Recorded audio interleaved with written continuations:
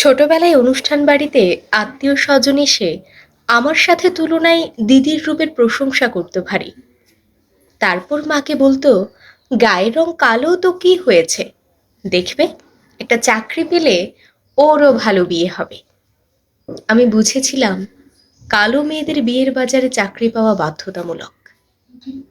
আমার টুকটুকে লাল ছিল বড্ড প্রিয়, কিন্তু একটু বড় হতে দেখলাম পুজোতে আমার জন্য হালকা রঙের পোশাক পাঠাতো পরিচিতরা। মা বলতো, এই দেখ, এই হালকা গোলাপিতে তোকে সুন্দর লাগবে, দেখিস। আমি বুঝেছিলাম কালো মেয়েদের টুকটুকে লাল রঙের পোশাক পরতে নেই। উঁচু ক্লাসে উঠতে আমরা কয়েকজন বান্ধবী মিলে একসাথে স্কুলে যেতাম। প্রচণ্ড রোদে পুড়ে পুড়ে বাড়ি ফেরার সময় আমার বান্ধবীরা গল্প করতো কিভাবে ট্যান রিমুভ করা যায়। আমি আগ্রহ সহকারে শুনতে গেলে বলতো, তুই তো কালো, তোর ট্যান রিমুভের প্রয়োজন পড়বে না। আমি বুঝেছিলাম কালো মেয়েদের ত্বক রোদে জলে বৃষ্টিতে কখনো খারাপ হয় না। কলেজে ঢুকে ভাবলাম, সত্যিই বুঝি সবাই রং দেখে, এখনো কেউ কেউ নিশ্চয় মন দেখে। আর সত্যি, একজন আমার কালো হরিণ চোখ দেখে প্রেমে পড়েছিল। প্রেমের শুরুতে সে বলেছিল আমার গায়ের রং নয়, আমি মানুষটাকে সে ভালোবাসে। তারপর কলেজ পাশের পর সে হঠাৎ করেই যোগাযোগ বন্ধ করে দিল।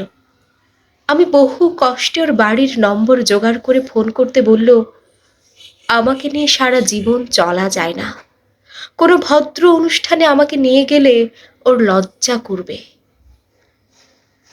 আমি বুঝেছিলাম কালো মেয়েদের ভদ্র সমাজে জায়গা নেই।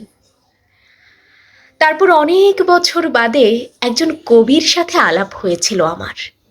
সে আমাকে বলেছিল কালো মেয়ের প্রেমেই সে পাগল হয়েছে। নিজেকে বড্ড দামি মনে হয়েছিল সেদিন। সে আমার শরীরের সমস্ত আঘ্রাণ নিয়ে লিখে ফেলতো একের পর এক কবিতা। তারপর একদিন আমাকে নিয়ে কবিতা লেখা থেমে গেল।